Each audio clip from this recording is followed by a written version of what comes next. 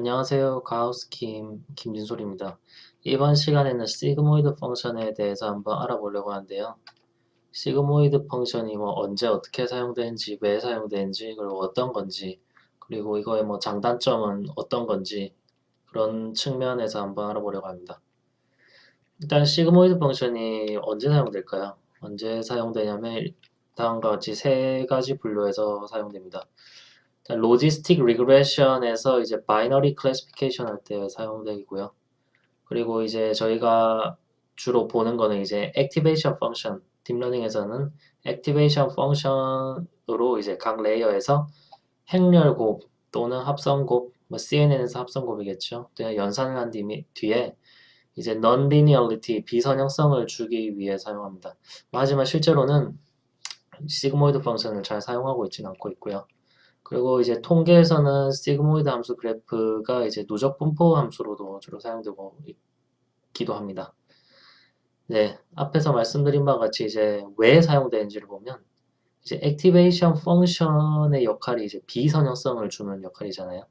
그래서 비선형성을 주기 위해서 사용되고 있고요. 하지만 실제로는 잘 사용되지 않고 있고요. 그럼에도 불구하고 책이나 예제에서 많이 시그모이드 펑션이 다뤄지는 이유는 이제 미분 결과가 간단합니다. 미분 결과가 간단하다는 것은 이제 백프로파게이션 할 때 이제 예제로 사용하기가 이제 쉽고요. 그리고 이제 미분 결과가 간단하기 때문에 이제 프로그래밍해서 이제 표현하기에도 용이합니다. 그러면 이제 시그모이드 펑션이 이제 어떤 건지 이제 알아보면 이제 시그모이드라는 말이 이제 S자 모형이란 말인데 지금 시그모이드 펑션을 이제 그래프로 나타내었을 때 이제 S자 형태의 이제 커브를 나타내는 것을 볼 수 있고요. 시그모이드 펑션 함수의 식은 다음과 같습니다. 네, 시그모이드 함수는 모든 실수 입력값을 0보다 크고 1보다 작은 미분 가능한 수로 변하는 특징을 갖는데요. 모든 입력에 대하여 시그모이드는 S와 같은 형태로 미분 가능한 0에서 1 사이의 값을 반환하기 때문에 로지스틱 클래시피케이션과 같은 분류 문제에서 가설 또는 코스트 펑션에 많이 사용됩니다. 시그모이드의 반환값이 여기 0부터 1 사이에 이제 확률과 같은 형태로 나와요. 그래서 결과값을 확률로 해석할 때도 유용하고요. 그래서 딥러닝에서는 노드의 인계값을 넘을 때만 출력하는 이제 액티베이션 펑션으로 이용됩니다. 그리고 이제 사용하는 방법은 이거는 케라스에서 나오는 문법인데요. 사용 방법은 텐서플로우, 케라스, 파이토치 등은 많지만 일단 저는 케라스를 사용을 해서 이제 케라스에서 사용할 때는 이제 액티베이션 펑션에서 옵션을 이제 시그모이드로 주면 됩니다. 예. 아까 제가 시그모이드 함수의 장점 중에 하나가 미분의 결과가 간단하다고 했는데 이제 결과만 먼저 말씀드리면 시그모이드 함수를 미분했을 때 그 미분의 결과는 시그모이드 x 곱하기 이제 1 마이너스 시그모이드 x로 나오게 됩니다. 네, 이 미분 과정은 여기서 자세히 한번 살펴보시면 일단 x에 대해서 시그모이드 함수를 미분했을 때 네, 다음과 같이 이제 차례대로 이제 한번 해석해 보시면 되고요. 이제 결과적으로는 이렇게 다시 시그모이드 함수로 묶었을 때 이렇게 시그모이드 x, 1 마이너스 시그모이드 x가 나오는 것을 알 수 있습니다. 네. 다음으로는 이제 시그모이드 함수의 문제점에 대해서 알아보겠는데요. 이제 결과적으로는 딥러닝에서 사용할 때는 이제 시그모이드 함수 액티베이션 펑션으로 사용되는데 액티베이션 펑션으로서는 시그모이드 펑션 대신 렐루 함수를 좀 사용해요.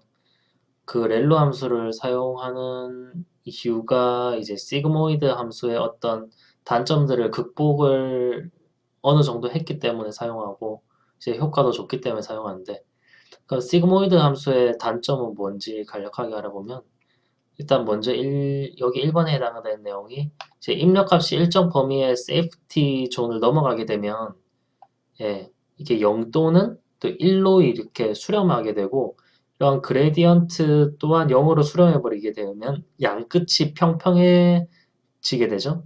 이렇게 되면 학습이 잘 안 되게 되는 문제가 발생합니다. 그리고 두 번째로 시그모이드 펑션의 범위가 0에서 1인데요. 이 때문에 아웃풋의 중앙값이 0이 아니게 됩니다. 여기 보면 중앙값이 0.5가 되죠. 이제 0을 기준으로 데이터가 분포하게 돼 있을 때가 가장 이상적인데 시그모이드에서는 이게 하나의 또 단점이 될 수 있고요.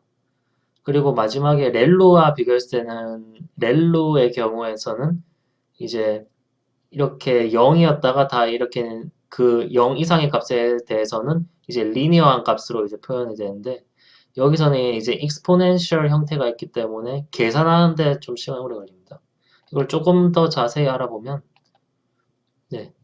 아까 첫 번째 말씀드린 이제 시그모이드는 saturated neuron-scalar gradient 이제 그레디언트가 이제 다 죽게 되는데요. 여기 파란색 부분이 이제 세이프티 존이고 세이프티 존을 넘어서게 되면 이제 그레디언트가 다 이렇게 이제 평평해지니까 기울기가 0으로 수렴하게 되겠죠. 그래서 그래프에 이런 아까 미분한 결과값을 그래프로 그리면 이제 이런 형태가 나오게 되고 보면 최대값이 0.25가 됩니다.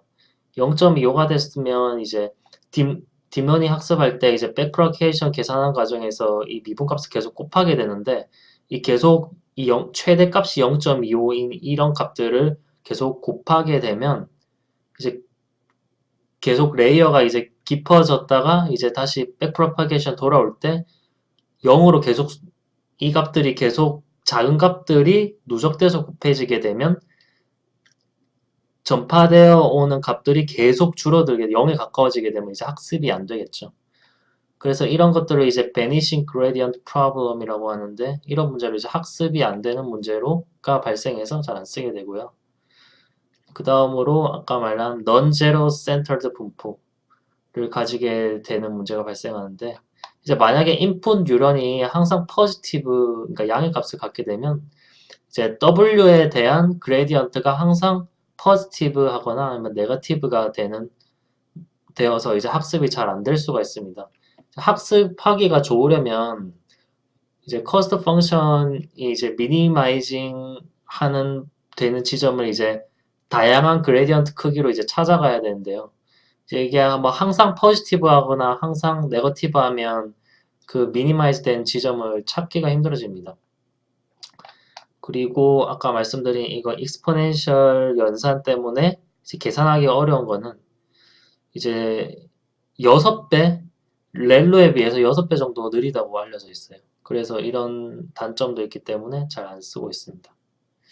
예, 이 자료의 출처는 이제 CS231하고 이제 고려대 DSBA 랩에 있는 강의를 참조했고요. 네, 마지막으로 시그모이드 펑션과 소프트맥스 펑션에 대해서 알아보고 이제 마무리를 하겠습니다. 시그모이드 펑션 같은 경우에는 아까 제가 말씀드린 대로 세 가지 정도의 역할이 있다고 말씀드렸었는데요.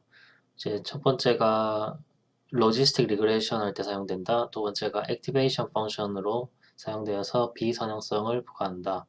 세 번째가 통계에서 누적 분포 함수로 사용된다 라고 말씀드렸고요.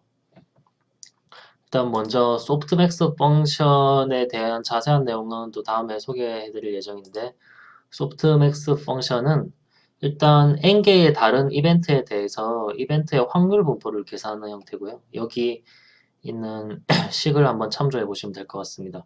일반적으로 이 함수는 가능한 모든 대상 클래스에 대해서 각 대상 클래스의 확률을 계산하는데요. 소프트맥스를 사용하는 주된 이점은 출력의 확률 범위입니다. 범위가 0에서 1인데요. 모든 확률의 합이 1과 같이 표현됩니다.